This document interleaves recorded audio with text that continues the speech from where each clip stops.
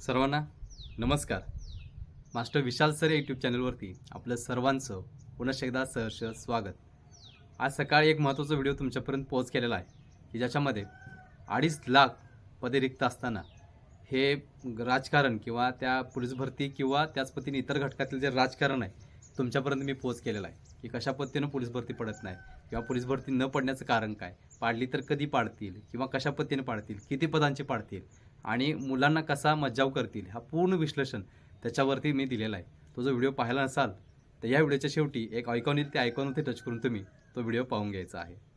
आत्ताचा खूप महत्त्वाचा विषय की ज्याच्यामध्ये खूप दिवस झालं ज्यावेळीपासून CP मुंबईचा कट ऑफ लागला, निवड यादी लागली, त्यानंतर ज्यांची निवड झाली लेखीसाठी त्या मुलांचे मुलींचे खूप मॅसेज येतात की सर अगदी शेवटच्या घटकात आहोत, तुम्ही सांगता की ह्या तारखेला एक्झाम होईल, तर आमचं मन लागत नाही, निगेटिव्ह विचार डोक्यामध्ये येतात, अभ्यासात मन लागत नाही, काय करायचं कळत नाही, दडपण येतं आहे, टेन्शन येतं आहे. अशा पद्धतीनं विविध कारणं मला विद्यार्थ्यांनी विचारलं होतं आणि त्याच्यावरती करायचं काय याचं विश्लेषण आज आपल्या या व्हिडिओमध्ये असणार आहे. सुरुवातीला एक विनंती करतो आहे, आपल्या चॅनल नवीन असाल तर आत्ताच चॅनलला सबस्क्राईब करून घ्या, जेणेकरून यापुढची सगळी अपडेट असेल किंवा ज्या काही अशा डिमोटिवेट झालेल्या मुलं असतील यांना जर मार्गदर्शन हवं असेल, मोटिवेशन हवं असेल तर 100% या व्हिडिओला लाईक करा, शेअर करा आणि सबस्क्राईब करायला विसरायचं नाही आहे. सो या मूळ मुद्द्यावरती की CP मुंबई असू दे किंवा महाराष्ट्रातील इतर कोणतीही भरती असू दे, तर या भरतीमध्ये असणारी स्पर्धा आज सकाळीच मी तुमच्यापर्यंत पोहोच केलेली आहे की जबरदस्त स्पर्धा, लक्षात ठेवायचं. जागा भरपूर आहेत पण सरकारला याचं काही पडलेलं नाही आहे, सगळं त्यांच्याच हातात आहे. आता सरकार वारंवार का बोलतोय, विधानसभेच्या तोंडावरती MPSC असू दे किंवा बाकी कोणतेही घटक असेल, मुलांना एक आशा होती की मॅक्झिमम पद्धतीनं 7,000, 8,000, 10,000, 15,000 जागा पडतील असं काही तज्ज्ञांनी, यूट्यूबवरचे आणि व्हॉट्सअप युनिव्हर्सिटी आणि बाकी सगळंच ह्या लोकांनी किंवा जे काही ऑफलाईन कोचिंग करत असतील, ऑनलाईन कोचिंग करत असतील, त्यांनी सांगितलेलं होतं की 15,000 जागा तर पडायला पाहिजे. पडला 1,800 जागा फक्त आणि फक्त. बाकी इतर घटकांमध्ये वेगवेगळ्या पद्धतीनं 100 शेकडोमध्येच आकडा आहे फक्त. शेकडो म्हणजे 200, 250, 100, 150, 10, 15, 20 असे आकडे आहेत फक्त. आणि बाकीच्या तर घटकांचा नावच नाही आहे.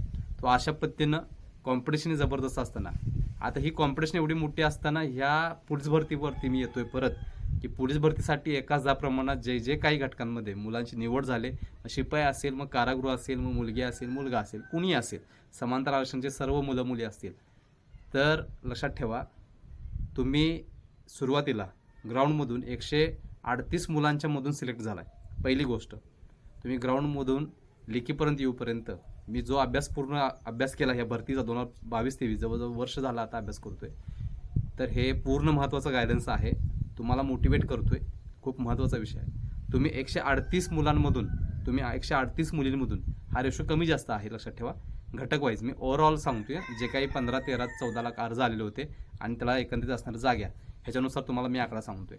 ह्या आकडा कमी जास्त होईल. कुठल्या घटकात शिपायाला 140-45 होऊ शकतो, त्या पद्धतीनं बॅट्समनला 130, 120 होऊ शकतो, पण ओव्हरऑल आकडा तुम्हाला मी सांगितला. हा जो रेशो आहे ते एका जागेमागं 138 मुलांमधून तुम्ही, मुलगी असेल, मुलगा असेल, तुम्ही ह्या लेखीसाठी क्वालिफाय झाला. एक पहिली गोष्ट, ही काही लय सोपी गोष्ट असं वाटत नाही, लक्षात ठेवा. 138 मुलांमधनं इथंपर्यंत यायचं म्हणजे नॉट अ जोक आहे माझ्यासाठी तरी, आणि आम्ही कोचिंग करत असताना सुद्धा, त्यामध्ये आपली सुद्धा मुलं आहेत आणि तुम्ही सुद्धा आहात. तर 138 म्हणल्यावर काहीतरी कष्ट केलेले असणार आहेत. जे हारल्यात त्यांचा तर काही विषय नाही, सोडा, 1-2 मार्कांनी कमी असतील, 2-4 मार्कांनी कमी असतील, ते काही सगळेच हारल्यात असा विषय नाही आहे. पण शेवटी विषय आहे, मोठी कॉम्पिटिशन आहे, एकाची हार होणार, एकाची जीत होणार, हे 100% आहे. पण 138 मधून तुम्ही पुढं आलाय आणि आता ही कॉम्पिटिशन ही कमी झाली असणार आहे. एकमधून एकाच 10 मध्ये तुम्ही एक जण आता निवड होणार आहे, मुलगी असेल, मुलगा असेल, आणि 9 मुलं मुली ही बाहेर पडणार आहेत. 138 मधून जर तुम्ही इथं आला असेल तर 10 पुढची काही लय अवघड नाही तुमच्यासाठी, बरोबर आहे ना. 138 कोटं आणि 10 कोटं, फक्त फरक काय आहे, तिथं फिजिकल होतं आणि इथं लिखी आहे. तिथं धावताना दिसत होतं, इथं धावा, पळा, उठा, बसा, पुस्तकात बसा, 10 तास बसलोय, 15 तास बसलोय, 20 तास बसलोय, त्याच्याशी काही संबंध नाही आहे, काही संबंध नाही आहे. तुम्ही ज्यावेळी पेपर सोडवताय, पेपर सोडवून तुम्ही बाहेर पडताय, एक 2-3 दिवसांनी त्याची ॲन्सर की येते. ॲन्सर की आल्यानंतर 100पैकी 30 पडले सर, 100पैकी 20 पडले सर, 100पैकी 40 पडले सर, 100पैकी 50 पडले सर, माझी निवड होईल का, वारंवार हा प्रश्न यायला सुरुवात होणार आहे. त्यामुळे आत्ताच सांगतोय, जे 30, 40, 50 आहेत तिने कुणीच मेसेज करू नका. पहिला सांगतोय. आणि जर मेसेज करायचा असेल तर अजूनसुद्धा तुमच्याकडं 9 दिवस ते 14 दिवस आहेत. 9 दिवस ते 14 दिवस आहेत. या 9 ते 14 दिवसामध्ये तुम्हाला स्वतःला कोंडून घ्यायला पाहिजे. तुमचं रिव्हिजन होणं गरजेचं आहे. ज्यांचा अभ्यास झाला आहे आणि मी 1.5 महिन्यापूर्वी एकमेव महाराष्ट्रात चॅनल आहे ज्यानं लेखीच्या दिनांक या अगोदर डिपार्टमेंटच्या अगोदर घोषित केलेल्या होत्या आणि डिपार्टमेंटनं 27 तारखेला गेल्या महिन्याच्या परिपत्रक काढून तुमच्यापर्यंत डेट सांगितलेली आहे. त्याच्या अगोदर बरोबर 1.25 महिना मी डेट सांगितलेल्या होत्या. मग ज्यांनी आपल्याला मांडलेलं आहे, आपल्या पावलांवर पाऊल ठेवून पुढे येत आहेत, त्या विद्यार्थ्यांचा फायदा 100% होणार आहे. काही विषयच नाही आहे. जर 1.25 महिना तुम्ही ऐकून जर मी आज ऐकला होता आणि जर त्याने अभ्यास केला तर आता ती मुलं रिव्हिजन नसणार आहेत, रिव्हिजनला असणार आहेत ती पोरं आता. मग तुमचं रिव्हिजन आता सुरू पाहिजे, लक्षात ठेवायचं. आता तुम्ही ढीगभर पुस्तकं घेऊन बसलाय, माप जणांना विचारतंय कुठलं पुस्तक वाचू, काय करू. हेच तर महाराष्ट्रातल्या पोरांची वस्तुस्थिती आहे की जोपर्यंत एकाच प्रमाणात लेखीला क्वालिफाय होत नाही तोपर्यंत ते पुस्तकाला हात लावत नाही. आणि जर लावला तर नुसतं वरच्यावर हवेत गोळीबार असतोय. लक्षात ठेवा, एक दिवस तुम्ही फिजिकलला नाही गेला तर चालेल, दुसऱ्या दिवशी तुम्ही जास्त करू शकताय. पण तुम्ही इकडे 1 दिवस 2 दिवस लेखी चुकवला तर कमीत कमी ती जी 9 पोरं आहेत ना, जे म्हणतोय आपण लेखीसाठी क्वालिफाय झालेली एकाच 10 प्रमाणात, ती 9 मुलं तुमच्या पुढे जाणार आहे, एक करून. लक्षात ठेवा. किती आळस करायचा हा विषय तुमच्यावरती, लक्षात ठेवा. त्याचबरोबर अजून एक वस्तुस्थिती सांगतोय.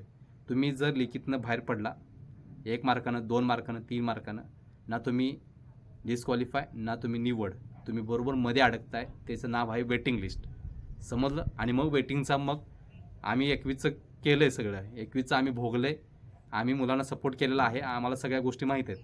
त्यामुळं त्याच्यामध्ये अडकू नका. एक तर डिस्क्वालिफाय व्हा, नाहीतर निवड यादीत या. निवड यादीत यायचं असेल तर 10 दिवस तुमच्याकडे आहेत. तर डिस्क्वालिफाय व्हायचं असेल तर तुमच्याकडे परत 2 वर्ष आहेत.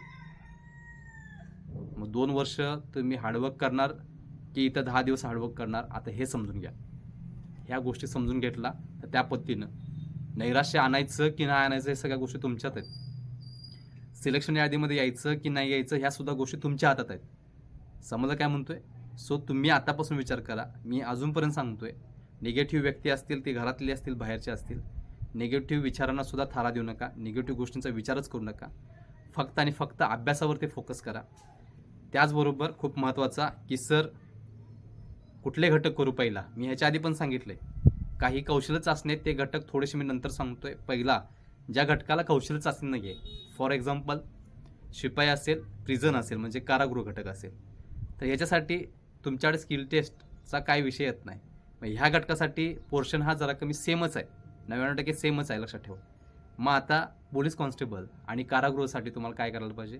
3 घटक खूप महत्त्वाचे आहेत. मॅथ्स रिझनिंग 2 घटक झाले आणि तुमचं मराठी व्याकरण, हे जर 3 घटक परफेक्ट झाले तर तुम्ही 100% इथं 60 ते 70% इथंच तुमची लढाई तुम्ही जिंकलेला आहे. जर चॅलेंज येऊन छाती ठोकून जर सांगता आलं तुम्हाला की सर या 3 घटकांमध्ये 75% पेक्षा मी 70% 68% मार्क पाडून दाखवणार म्हणजे दाखवणार. मराठी ग्रामरला अजून पण सांगतोय, मराठी ग्रामरला जर मार्क गेले तुमची दांडी उडली म्हणून समजायचं. मॅथ्स रिझनिंगला सुद्धा तुमचे मार्क गेले ती तुमची दांडी उडली म्हणून समजायचं. कारण की आपल्याला माहिती आहे मॅथ्स रिझनिंगला काय येणार आहे, तुम्हाला माहिती आहे मॅथ्स रिझनिंगला काय येणार आहे, सगळं माहिती आहे. सरळ व्याज असेल, चक्रव्याढ व्याज असेल, तुमचं त्याच पद्धतीने वेगवेगळी गणित असतील, समीकरणं असतील, बोडोमास पद्धतीने वापरून तुम्हाला काही समीकरण सोडवायचे असतील तर तुला रेग्युलेशन रूल्स माहिती पाहिजे, त्याचा कशा पद्धतीनं स्क्वेअर सोडवायचा असतो, कशा पद्धतीनं भागाकार, पहिला कुठलं चिन्ह सोडवायचं, समान चिन्ह काय असते, भिन्न चिन्ह काय असते, चिन्ह मोठ्या संख्येचं कधी द्यायचं असते, वगैरे वगैरे सगळ्या गोष्टी तुम्हाला माहिती आहेत. त्याच पद्धतीनं रिझनिंगला सुद्धा आरसा असेल, आरशातील प्रतिमा असतील, त्याच पद्धतीने वेन डायग्राम असतील, ट्री डायग्राम असतील किंवा बाकी सगळंच ते सुद्धा तुम्हाला माहीत आहे की हे फिक्स येणार आहे. तर तिथं तुम्हाला फिक्स मार्क घेता आलं पाहिजे. मराठी ग्रामरला पण सेम, संधी बिंदी, सर्वनाम, विशेषण, हे ते, समानार्थी, विरुद्धार्थी, सगळं, म्हणी, वाक्यप्रचार, शब्दसमूह, इरर, सगळंच ह्या गोष्टी तुम्हाला माहिती आहेत. मग तुम्ही ह्या गोष्टीच्या पहिला मागं लागायला पाहिजे होतं आणि अजूनसुद्धा लागला नसाल तर आता ह्या दिवसामध्ये हे जे 3 घटक आहेत त्याला तुम्ही 100% करा. पाक पिळून खावा, सगळं सोडू नका अजिबात.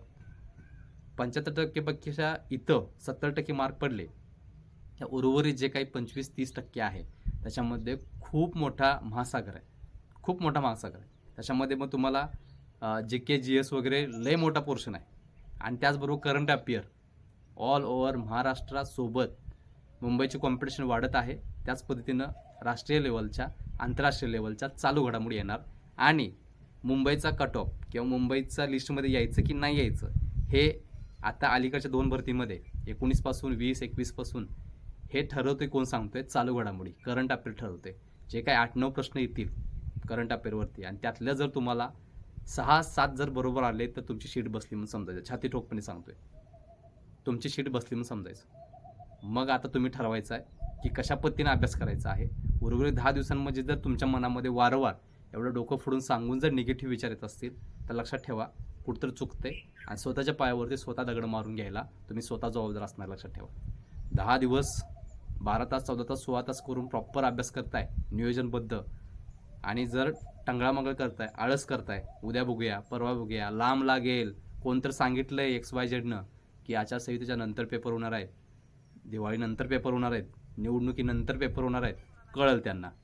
त्या सगळ्यांना कळेल ऑक्टोबरच्या शेवटच्या आठवड्यात रविवारी पेपर किंवा येत्या 20 तारखेला पेपर संपलं आणि दिवाळीत तुमची ॲन्सर की येईल. ॲन्सर की आल्यानंतर तुम्हाला कळून जाईल की मला किती मार्क पडलेत, किती उजेड पाडला आहे मी, सगळं समजून जाईल तुम्हाला.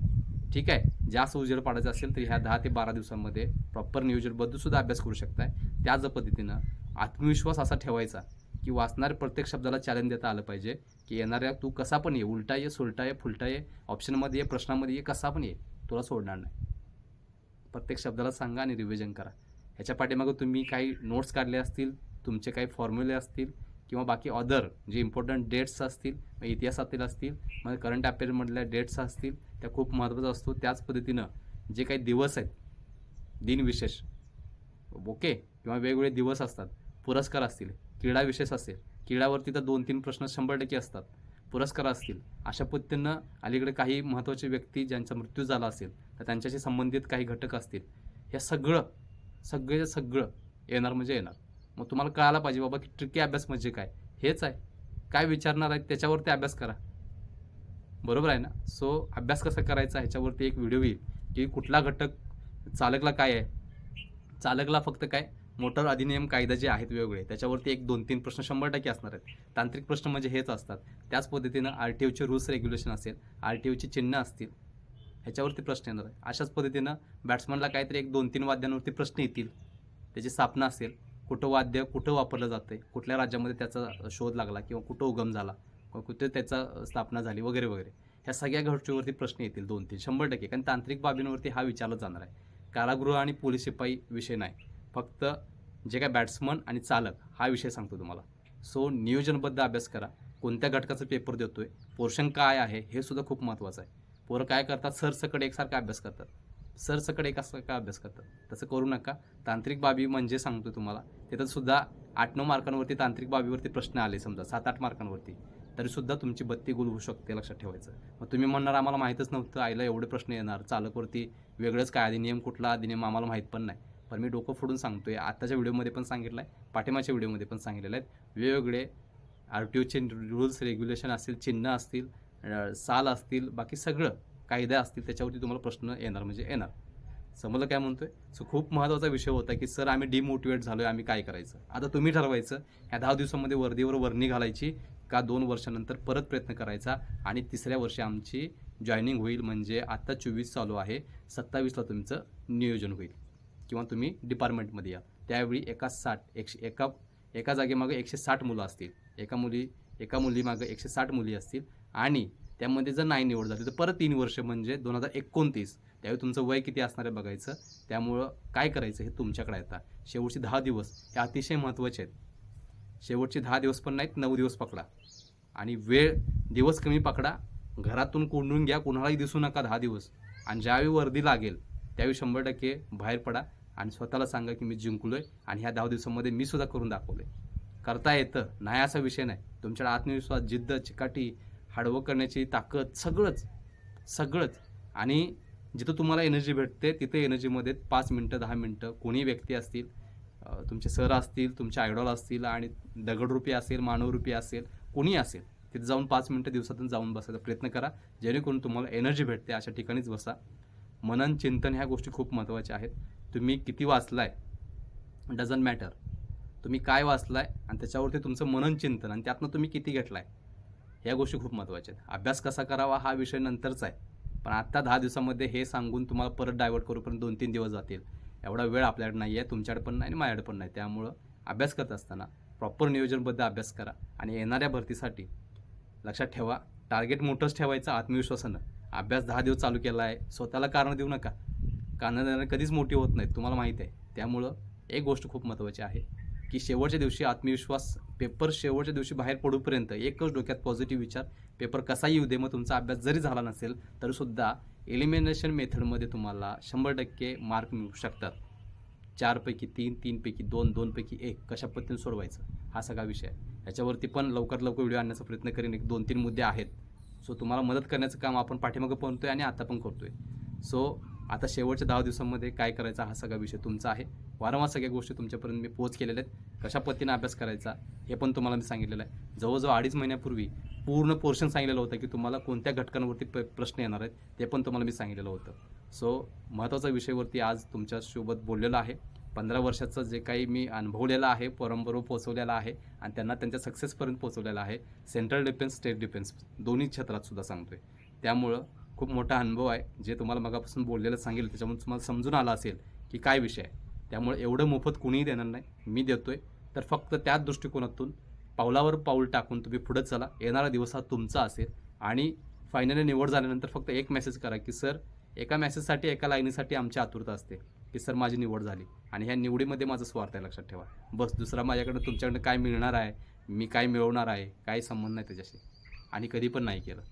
तुम्हाला बोलण्यातून समजत असेल की एवढं वारंवार छोट्या छोट्या गोष्टींवरती एवढं सगळं जर तुमच्या तोंडामध्ये घास भरवत असेल तर समजून जायचं की काहीतरी वेगळा विषय आहे. ठीक आहे, तुम्हाला आता समजायला पाहिजे माणसं ओळखायला. आम्ही सांगू शकत नाही. 19+ आहात, दुनिया झोल आहे, बाकी सगळं गोल आहे, लक्षात ठेवा. त्यामुळं योग्य तो विचार करून लवकरात लवकर पाऊल टाकून लवकरात लवकर वर्दी या. नसेल तर पुढच्या 2 वर्ष, त्यानंतर 5 वर्ष विधानसभा नाही, कुठलं सरकार येईल, किती जागा पडतील, विषय नाही. मग काय करायचं तुमच्या हातात आहे. ठीक आहे. सो मार्गदर्शन आवडलं असेल तर एक विनंती करतोय, व्हिडिओला मात्र नक्कीच लाईक करा. आवडला असेल तर त्याच पद्धतीनं शेअर पण करायला विसरू नका. आणि जवळजवळ 40 लाख आपल्या आतापर्यंत व्ह्यूज झालेले आहेत. त्यामुळे या 40 लाखापैकी 26,000 सबस्क्रायबर पूर्ण झालेत. त्या आदरणीय सर्व विद्यार्थी, मुलं मुलींचं मी आपल्या चॅनलकडून आभार मानतोय. आजपर्यंत ज्यांनी सबस्क्राईब नाही केलं त्या सर्व आदरणीय विद्यार्थ्यांना विनंती करतोय, लगेचच आता व्हिडिओ संपल्यानंतर सबस्क्राईब करायला मात्र विसरू नका. शेवटी सर्व विद्यार्थ्यांना माझ्या चॅनलकडून शुभेच्छा देतोय. लक्षात ठेवा, आता नाही तर कधीच नाही. तुम्हा सर्वांना शुभेच्छा. मी इथंच थांबतोय. धन्यवाद.